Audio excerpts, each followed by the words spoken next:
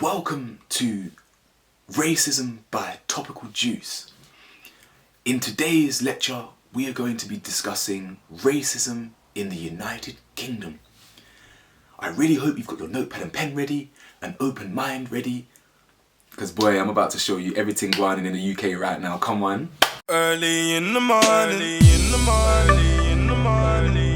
Welcome back to the channel, guys. You already know who it is. It's your boy Cam, Topical Juice. And I'm back. Oh, my hair looks so nice. Big up my mum, by the way. My mum retwisted my locks recently. So anyway, I'm back again with another video. The first thing I want to do is I want to say thank you. Thank you to the followers that I have. Thank you to the subscribers that I have. Thank you for sticking by me, especially in a time where, well, the world's gone chaotic. Since I've been talking about race, I think like I've lost a couple subscribers, like 2 subscribers minor, a few followers on Instagram. I don't care. I don't care. I'd much rather weed out the ignorant people now before I continue to grow and let open-minded people join my community. So everyone that sticks by me, everyone that sees this video and joins the community and hits the thumbs up and hits subscribe and stays by me, especially in a time like this, thank you. I know I shouldn't have to explain why I'm making videos on racism and things like that, but I'm gonna do it anyway just to put it into perspective for you. We have lived our entire lives under oppression, and never before did we think that we'd ever have our voices heard. We never thought we'd see this. I have to strike while the iron's hot. I have to. I need to. This is why I was put on this earth. This is the purpose that I had. I have expertise in this. I have been waiting to talk about this for my entire life. That's why I have to strike while the iron's hot. I have to educate. I have to let people know. It doesn't mean that I don't want to talk about other topics. Please engage with me. You know me by now. I'm Cam. You know what I'm saying? Like comment in the videos, comment if you want me to talk about something relationship related, social media related, mental health related, comment. I'm open to talk about anything, but for now, especially in the short term, while we have momentum, I have to keep educating. I hope you understand. Just to show you how much this type of stuff means to us and how much we care that you're listening, I'll explain. Yesterday, the 4 officers that murdered George Floyd, they got charged, and the main one, Derek Chauvin, whatever his name. I'm gonna butcher. It's ironic because usually white people butcher black names in school, but I'm butchering a white name now. Derek Chauvin, whatever his name is. But either way, they got charged. Do you know what that means for us? We've never seen this before. But I'm gonna say no more. What I'm gonna do is I'm gonna read a very, very brief conversation between me and a friend last night when the news broke. I messaged my friend last night. Check my story. He said, fam, if that's real, our voices are finally being heard. I said, bro, I want to hug you right now on some brotherly shit. He said, I swear to God, this feels like the beginning of something. Something big is coming, my brother. A change that I can feel it. I just pray that the change lasts and it's for real. I said, bro, I've been telling people the change is coming. My bros didn't want to listen. I said, fam, see the signs. It's happening. He said, bro, the other officers are facing charges too. When we all speak as one voice, they have no choice but to listen. No choice. Fam, I could cry. To finally be heard is something I didn't see coming, I won't lie. The last thing I said was, it's so insane, bro. It's so crazy. This feeling like what we're saying is actually being listened to is so surreal. What kind of oppression we've been under to be feeling so happy like this low? That brief dialogue right there should speak volumes. That was a brief conversation between me and my boy Sav. Big up, Sav. That was one of millions of conversations last night. Because we have never, ever felt like we've been listened to. It is crazy. It's such a surreal feeling. Honestly, your voice, your support, it's not gone unnoticed. It means the world to us. It means the world to me. So thank you. But anyway, enough of the niceties. Before I get into the video, please hit the thumbs up. Please subscribe if you're new. Hit the bell to be notified. Come on. And let's go. So the video I'm talking about today is racism in the UK. I know I spoke about racism in the UK very briefly in my other video, but you know, I'm going to dedicate a video to it because once again, you know, there's a lot of people who may not understand that racism is experienced in the UK. Because if you're white, for example, and you've only just realized what racism actually looks like and what racism actually means, because 2 weeks ago, no one knew. Was it even 2 weeks ago? A week and a half ago, no one knew. People thought racism was consciously saying, I don't like you because you're black. I'm not going to let him in because he's Asian. It's not just that. Before recently, people didn't realize that they were contributing to a racist society, one that we've been dealing with our whole time. First and foremost, yeah, I would like to thank racism in the UK. I am grateful for racism in the UK to an extent. You're probably thinking, what the hell are you talking about? Why would you say that? Let me explain briefly. I am grateful for racism in the UK because the structure that chewed me up and spat me out, the ignorance that I faced from my own friends, the friends that I still know and love today, came out of ignorant comments daily that I had to internalize. Not their fault, but it is what it is. If it wasn't for the white people that told me pick a side, if it wasn't for the times that I didn't get let into clubs, if it wasn't for the times that I got racially slurred, if it wasn't for the times that my manager didn't say racist comments, like seriously racist comments at work, if it wasn't for any of that, I wouldn't have known where I belong. I wouldn't have found my identity. I wouldn't have found my purpose. All those people that chewed me up and spat me out, all those white people in school, like I said, pick a side. Don't worry, you picked the side for me. Because you didn't want me. You didn't like me. I didn't look like you, I wasn't you. But as soon as I went to sixth form, and as soon as I met my brothers and sisters, I knew where I belonged. I thought I belonged as part of the human race. That's what I thought. But now, unfortunately, we live in a world where race is a thing. So fine, you made the choice for me. I know where I belong now. I belong with my people and I identify with my black brothers and sisters. Cool, thanks for that. That's why I'm grateful for racism in the UK. It gave me a purpose, and now my purpose here is to educate people on racism in the UK. That's why I'm here. Now, let's get into the whole video. That's what we're waiting for, to be learning about racism in the UK. So let's start with our own Prime Minister. Quote number 1 from our Prime Minister. This is in 2002 and this is him referencing Uganda. You would need a heart of stone not to have been moved by the little AIDS-ridden choristers. I think that's how you pronounced it. Let me just read that again. You would need a heart of stone not to have been moved by the little AIDS-ridden choristers. Do you know what a chorister is? It's someone that sings in a choir, someone that sings at a church.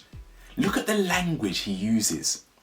AIDS-ridden choristers, or choiristers, or whatever the hell, however you pronounce it. Did I not say in my last video that a lot of black people are religious? A lot of black people go to church. He would have known that. That's a very specific word he's used there. AIDS-ridden. Let's go on to the next one. Same guy, Prime Minister, right now. What a relief it must be for Blair to get out of England. It is said that the Queen has come to love the Commonwealth, partly because it supplies her with regular cheering crowds of flag-waving pickaninnies. Give me the chance. Say that in front of me. Say that in front of my friends. You get put down in the ground, no problem. I don't care if that's incriminating right now. You would get put in the ground for that. I swear. Say that. Final one. Don't worry. Hat trick. He's a hat trick hero. Don't worry. We're gonna keep moving on, but we're just gonna stay on what's his name for a minute. Again, on Uganda. The continent may be a blot, but it is not a blot upon our conscience. The problem is not that we were once in charge, but that we are not in charge anymore. The continent may be a blot. He's supporting British imperialism. That's what that means. He is supporting basically Britain's rule on Africa. That's what that means. Don't worry, there's more. Let's take a look at racism in the British media, shall we? And how they portray black people versus how they portray white people. Look how they talk about the black player. Sorry, it's half cut off. But basically, look at the language. Manchester City footballer on 25 grand a week splashes on Mansion despite never having started a game. Okay? And what? Look at the equivalent. The exact same paper, the Daily Mail. This guy's white. Manchester City starlet, Manchester City starlet Phil Foden buys new £2 million home for his mum.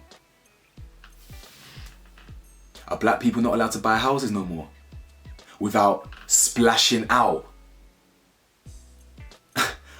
Despite never having started a game? What's that got to do with you? Why didn't Phil Foden splash out on his mum? Next, these are 2 pictures right now. Who remembers Mark Duggan, the unarmed black guy that died in London from Broadwater Farm Estate? Big up Tottenham, by the way. My boy lives in that estate as well, so big up that estate. That's got a lot of history. He died. That's the picture they used, the media. They used this picture right here, that real stone-faced, that hard kind of, you know, that one there. to portray him looking like bad, make him look a bit worse than he is. Have you seen the full picture? The full picture is him holding a heart dedicated to his deceased daughter. But they cut that bit out, didn't they? They wanted to show his stone cold face. That's the UK we live in. This, I mentioned this one in my dissertation. This one right here, this is the UK. Face the facts. If you desire a coloured for your neighbour, vote Labour. If you are already burdened with one, vote Tory.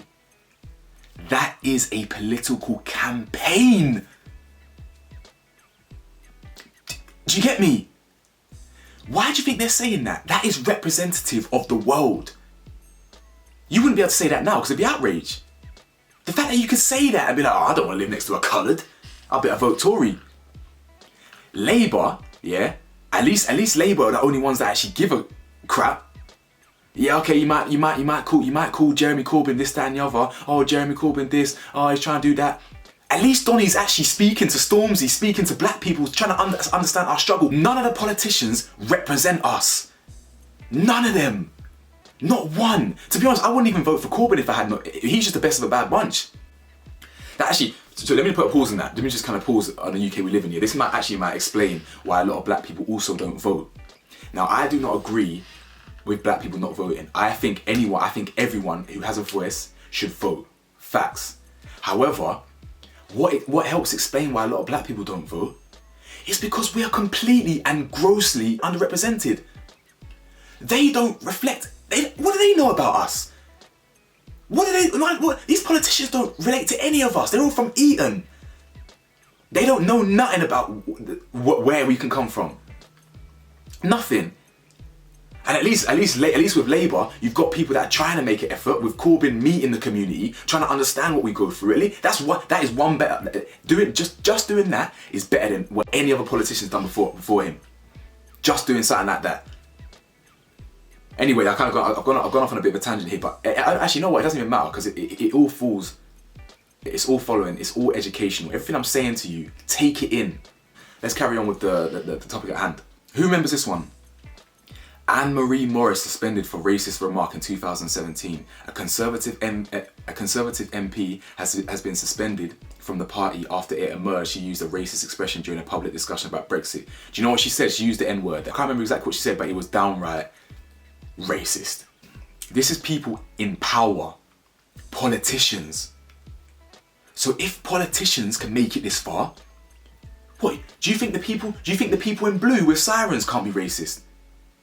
Who do you think was marching wearing them white robes and KKK hats? Judges, police officers, teachers. That is not just in America, that is here in the UK as well. Our Prime Minister is a racist piece of shit. That's it. The MPs are racist piece of shit, a lot of them. The police, piece of shit. I'm not disrespecting police, the position of a police officer. I'm not suggesting that, oh, we'd be better without police. Don't start picking out things that I didn't say. But let me be real. If a police officer gets punched in the face, or if a police officer gets shot in the US, I'm telling you something real right now. 99% of the black community, including myself, won't even bat an eyelid. That is sad. We won't care if that happens to them. Because that's what they've been doing to us. Again, I'm not advocating violence. I don't want to go and start shooting police. Don't start putting words in my mouth. I'm just telling you, I've watched my entire life of them killing us, beating us. They're the thugs. I've kind of gone off. I've gone off topic here a little bit, but I'm explaining the experience. I'm explaining our mentality. If something happens to them, we don't care. Why should we care? You do it to us. It's that simple. If there was a whole bunch of judges killing white people for some reason, you'd hate the judges. It's that simple. These are the people, these racist ass people that have these ignorant ass views are in positions of power.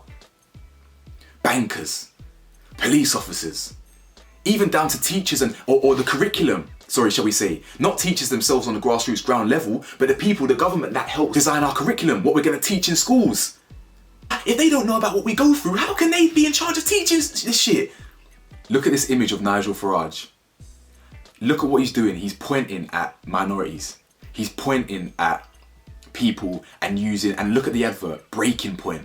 So he's basically saying we must be free of the EU because we're at breaking point, because look at all these immigrants coming through. What is gonna happen when racist, ignorant, dumbass, uneducated white people see this?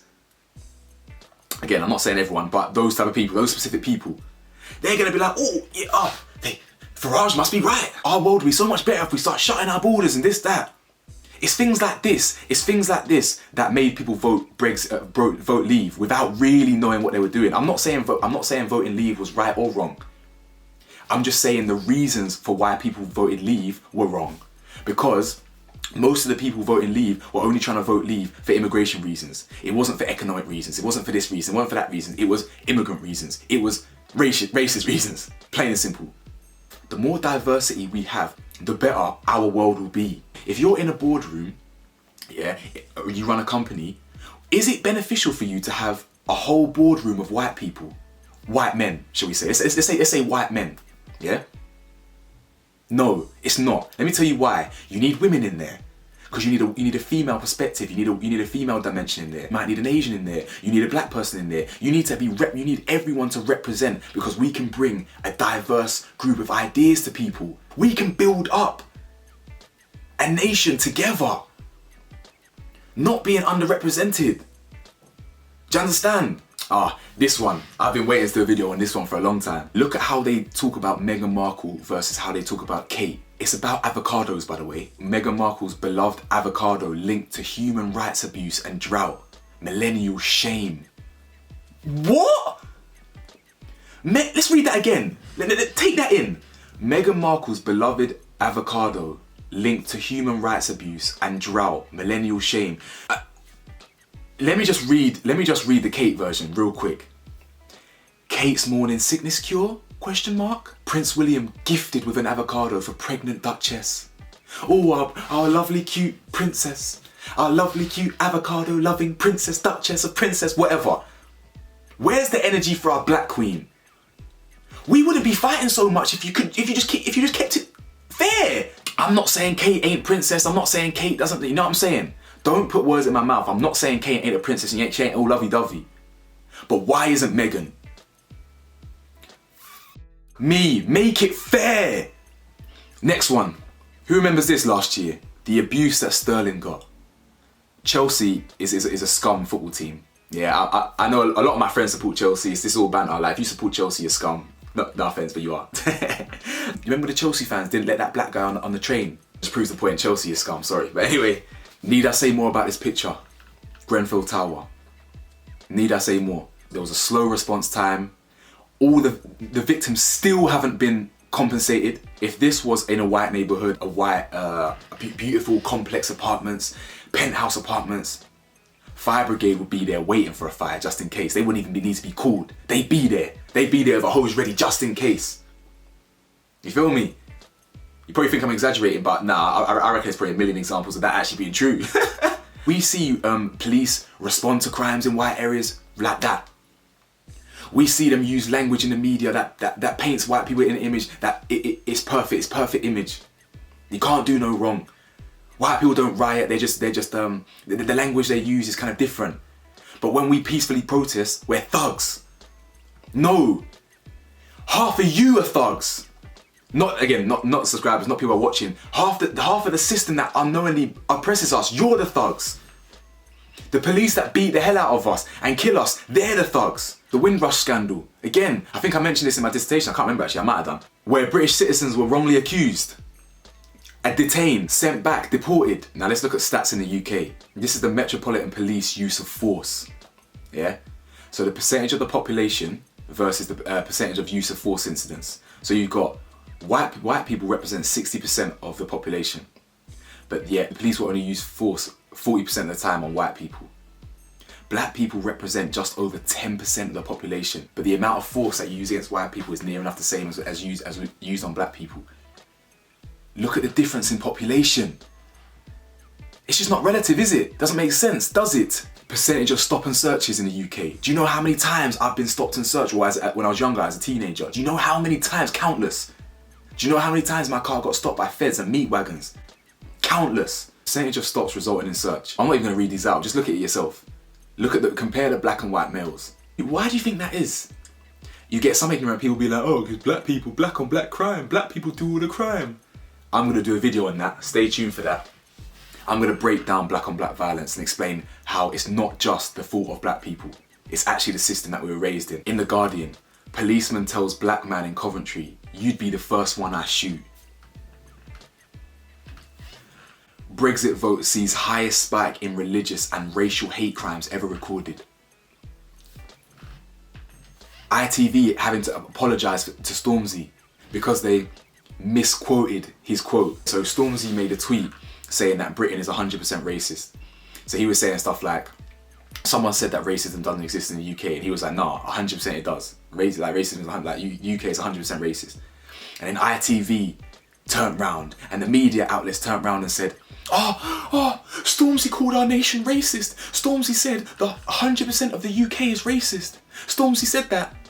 Nah, ITV, you did that on purpose. You misquoted him on purpose, didn't you? The same way when black films win Oscars, they call out the wrong film. When Moonlight won an Oscar, they got it wrong. They called out the wrong film. When do you see that happening to anyone else? Where do you see that happening to anyone else?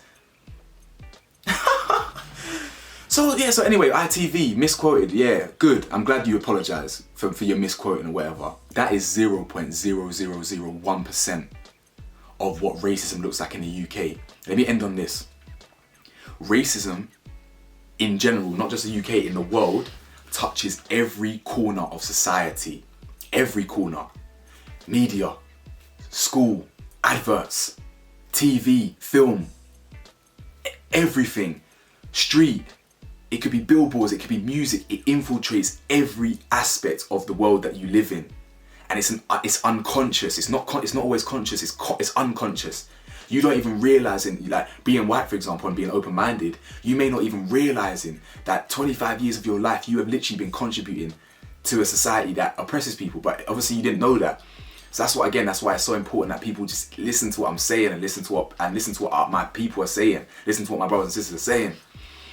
But anyway, I hope that gave you a bit more of an understanding of the country that we've literally lived and born and raised in. Stay tuned for the next video. I'm going to do the next video either on black crime or something else. But anyway, cool, stay tuned.